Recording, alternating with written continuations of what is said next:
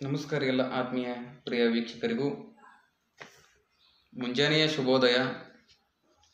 ತಂದೆ ತಾಯಿ ಹಾಗೂ ಹಿರಿಯರನ್ನು ಯಾವುದೇ ರೀತಿಯಾಗಿ ಮಕ್ಕಳು ಆರೈಕೆಯನ್ನು ಮಾಡದೇ ಇದ್ದರೆ ಅವರ ಮಕ್ಕಳಿಗೆ ಅಥವಾ ಸಂಬಂಧಿಕರಿಗೆ ಅವರು ನೀಡಿದಂಥ ವಿಲ್ ಅಥವಾ ದಾನಪತ್ರವನ್ನು ರದ್ದು ಮಾಡುವಂಥ ಒಂದು ಅವಕಾಶವನ್ನು ಕೇಂದ್ರ ಸರ್ಕಾರದಿಂದ ಪೋಷಕ ಹಾಗೂ ಹಿರಿಯ ನಾಗರಿಕರ ನಿರ್ವಹಣೆ ಹಾಗೂ ಕಲ್ಯಾಣ ಕಾಯ್ದೆ 2007ರಂತೆ ಮಾಹಿತಿಯನ್ನು ನೀಡಲಾಗಿದೆ. ವಿಶೇಷವಾಗಿ ಆರೈಕೆಯನ್ನು ಮಾಡಿದಂಥ ಹಲವಾರು ಪ್ರಕರಣಗಳು ಕಂಡುಬರುವಂಥ ಹಿನ್ನೆಲೆಯಲ್ಲಿ ಒಂದು ವೇಳೆ ಅಕಸ್ಮಾತ್ತಾಗಿ ಮಕ್ಕಳು ಅಥವಾ ಸಂಬಂಧಿಕರು ಯಾವುದೇ ರೀತಿಯಾಗಿ ಆರೈಕೆಯನ್ನು ಮಾಡದೇ ಇದ್ದರೆ ಅವರ ಹೆಸರಿನಲ್ಲಿ ಇರುವಂಥ ವಿಲ್ ಅಥವಾ ದಾನಪತ್ರವನ್ನು ರದ್ದು ಮಾಡುವಂಥ ಒಂದು ಅಧಿಕಾರವನ್ನು ಹಿರಿಯ ನಾಗರಿಕರಿಗೆ ಇದೆ. ಈ ಕಾಯ್ದೆಗೆ ಸಂಬಂಧಿಸಿದಂತೆ ಅವರ ಔಷಧಿ ಹಾಗೂ ಅವರ ಮಾಸಿಕ ಖರ್ಚಿಗಾಗಿ ಹಣವನ್ನು ಸಹ ನೀಡಬೇಕು.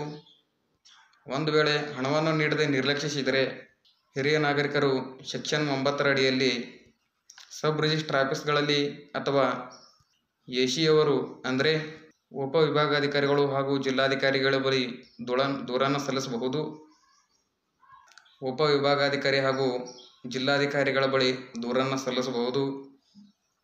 ಒಂದು ವೇಳೆ ಹಿರಿಯ ನಾಗರಿಕರ ಆಸ್ತಿ ಏನಾದರೂ ಸಾಬೀತಾದರೆ ತಂದೆ ತಾಯಿಯವರ ಆಸ್ತಿಯನ್ನು ಪಡೆದು ಅವರನ್ನು ಆರೈಕೆಯನ್ನು ಮಾಡದೇ ಇದ್ದರೆ ಸೆಕ್ಷನ್ 23ರಂತೆ ಪೋಷಕರು ತಮ್ಮ ಮಕ್ಕಳು ಅಥವಾ ಅವರ ಹೆಸರಿನಲ್ಲಿ ಬರೆದಿರುವಂತಹ ವಿಲ್ ಅಥವಾ ದಾನಪತ್ರವನ್ನು ರದ್ದನ್ನುಗೊಳಿಸಿ ಮತ್ತೆ ಪೋಷಕರ ಹೆಸರಿಗೆ ಮರು ವರ್ಗಾವಣೆಯನ್ನು ಮಾಡಲಿಕ್ಕೆ ಕಾನೂನಿನಲ್ಲಿ ಅವಕಾಶವಿದೆ. ಈ ಜವಾಬ್ದಾರಿಯನ್ನು ಎಸಿಯವರಿಗೆ ಅಂದರೆ ಉಪವಿಭಾಗಾಧಿಕಾರಿಗಳಿಗೆ ನೀಡಲಾಗಿದೆ.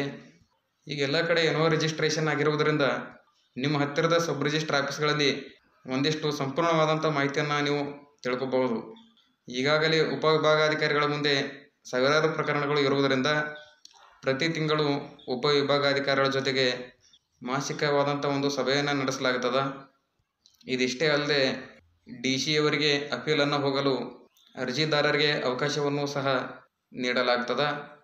ಸೊ ಇಲ್ಲಿ ಹಿಂದೂ ವಾರಸಾ ಕಾನೂನಿಗೆ ಸಂಬಂಧಪಟ್ಟಂಗೆ ತಂದೆ ತಾಯಿ ಇವರಿಬ್ಬರಿಗೆ ಹಕ್ಕದವ. ಇಲ್ಲಿ ಯಾವುದೇ ರೀತಿಯಾಗಿ ಮಗನ ಸಾವು ಮೃತಪಟ್ಟಿದ್ರೆ ಅವರ ಪೋಷಕರು ಆ ಆಸ್ತಿ ಹಕ್ಕನ್ನು ಪಡಿಬಹುದು. ಇದರಲ್ಲಿ ನನ್ನ ಪ್ರಕಾರ ಹೇಳುವುದಾದರೆ ತಾಯಿಗೆ ಮೊದಲ ಹಕ್ಕನ್ನು ನೀಡಲಾಗ್ತದೆ, ನಂತರದ ಹಕ್ಕನ್ನು ತಂದೆಗೆ ಸಿಗುತ್ತದೆ.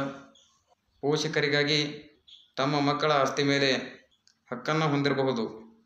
ಈ ಹಕ್ಕನ್ನು ಯಾವ ರೀತಿ ಹೊಂದಿರಬಹುದು ಎನ್ನುವುದಕ್ಕಾಗಿ ಇದೊಂದು ಪ್ರಶ್ನೆ ಯಾವ ರೀತಿ ಎಂದು ಜನರಿಗೆ ತಿಳಿದಿಲ್ಲ. ಸಾಮಾನ್ಯವಾಗಿ ತಂದೆ ತಾಯಿ ಇವರಿಬ್ಬರು ಆಸ್ತಿ ಒಳಗೆ ಮಕ್ಕಳ ಹಕ್ಕಿನ ಬಗ್ಗೆ ಮಾತಾಡ್ತಿರ್ತೇವೆ ಯಾವಾಗಲೂ. ಆದರೆ ಮಕ್ಕಳ ಆಸ್ತಿಯಲ್ಲಿ ತಂದೆ ತಾಯಿ ಇವರಿಬ್ಬರ ಬಗ್ಗೆ ಹೇಳುವುದಾದರೆ ಹಿಂದೂ ವಾರಸತ್ವ ಪ್ರಕಾರ ಹೇಳುವುದಾದರೆ ಮಗನಿಗೆ ಯಾವುದೇ ರೀತಿಯಾಗಿ ಸಾವು ಬರಬಹುದು ಅಥವಾ ಯಾವುದೇ ರೀತಿಯಾಗಿ ಅವ ಸಾವಿಗೆ ಕಾರಣ ಆಗಿರಬಹುದು.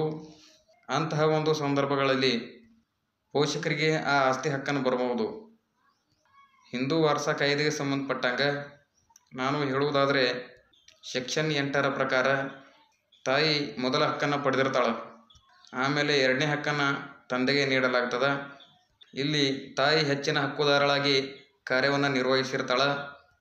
ಏನೇ ಕಂಡೀಷನ್ ಅಕಸ್ಮಾತ್ತಾಗಿ ತಾಯಿ ಇಲ್ಲದೇ ಇದ್ದರೆ ತಂದೆಗೆ ಆ ಆಸ್ತಿಯ ಹಕ್ಕನ್ನು ಸಿಗುತ್ತದೆ. ಆದರೆ ಮಗನ ಸಾವಿನ ನಂತರ ಅದರಲ್ಲಿ ಯಾವುದೇ ಥರನಾಗಿ ವಿಲ್ ಅಥವಾ ದಾನಪತ್ರ ನೀಡದೆ ಮರಣವನ್ನು ಹೊಂದಿದರೆ ಆ ಆಸ್ತಿಯಲ್ಲಿ ಮೊದಲ ಹಕ್ಕನ್ನು ಸಿಗ್ತದೆ. ವಿಶೇಷವಾಗಿ ಮಗನ ಮದುವೆಯಾದ ಮೇಲೆ ನಂತರ ಗಳಿಸಿರುವಂಥ ಆಸ್ತಿ ಅಥವಾ ಸ್ವಯಾರ್ಜಿತ ಆಸ್ತಿ ಅನ್ನೋದರ ಮೇಲೆ ಸಬ್ ರಿಜಿಸ್ಟ್ರ್ ಆಫೀಸ್ನಲ್ಲಿ ಒಂದು ನಿರ್ಧಾರವನ್ನು ತೆಗೆದುಕೊಂಡಿರ್ತದೆ. ಹಿಂದೂ ವಾರಸಾ ಸಂಬಂಧಪಟ್ಟಂಗೆ ಹೇಳುವುದಾದರೆ ಆ ವ್ಯಕ್ತಿ ಸಾವನ್ನಪ್ಪಿದ ನಂತರ ವಿಶೇಷವಾಗಿ ಮೊದಲ ಹಕ್ಕನ್ನು ಪತ್ನಿಗೆ ಸಿಗುತ್ತದೆ. ವಿಶೇಷವಾಗಿ ಅವನ ತಾಯಿಗೆ ಮೊದಲನೆಯ ಹಕ್ಕನ್ನು ಕೊಡಬೇಕಾಗಿರ್ತದೆ. ಇದೇ ಥರನಾಗಿ ಮಗಳು ಚಿಕ್ಕ ವಯಸ್ಸಿನಲ್ಲಿ ಏನಾದರೂ ಮದುವೆಯನ್ನು ಆಗುವಂಥ ಸಂದರ್ಭಗಳಲ್ಲಿ ಸಾವನ್ನಪ್ಪಿದರೆ ಅವರ ತಂದೆ ತಾಯಿ ಪೋಷಕರು ಅವರಿಗೆ ಆ ಆಸ್ತಿ ಹಕ್ಕನ್ನು ಸಿಗ್ತದೆ. ಅಕಸ್ಮಾತ್ತಾಗಿ ಆ ಮಗಳು ಏನಾದರೂ ಮದುವೆ ಆದರೆ ಅವ್ರ ಕುಟುಂಬದೊಳಗಿನ ತಾಯಿಯವರಿಗೆ ಹೆಚ್ಚುವರಿ ಹಕ್ಕನ್ನು ನೀಡಲಾಗ್ತದೆ. ಆದರೆ ಆ ಆಸ್ತಿ ಸ್ವತಃ ಅವರಾಗಿಯೇ ಗಳಿಸಿದರೆ ಸ್ವಯಾರ್ಜಿತ ಆಸ್ತಿ ಎಂದು ಸಬ್ ರಿಜಿಸ್ಟರ್ ಆಫೀಸ್ಗಳಲ್ಲಿ ಗುರುತಿಸಲಾಗ್ತದೆ. ಇದಿಷ್ಟು ಈ ಹೊತ್ತಿನ ವಿಶೇಷ ಮಾಹಿತಿ. ಎಲ್ಲರಿಗೂ ಧನ್ಯವಾದ. ಜೈ ಹಿಂದ್, ಜೈ ಕರ್ನಾಟಕ, ವಂದೇ ಮಾತರಂ. ಶುಭ ದಿನ.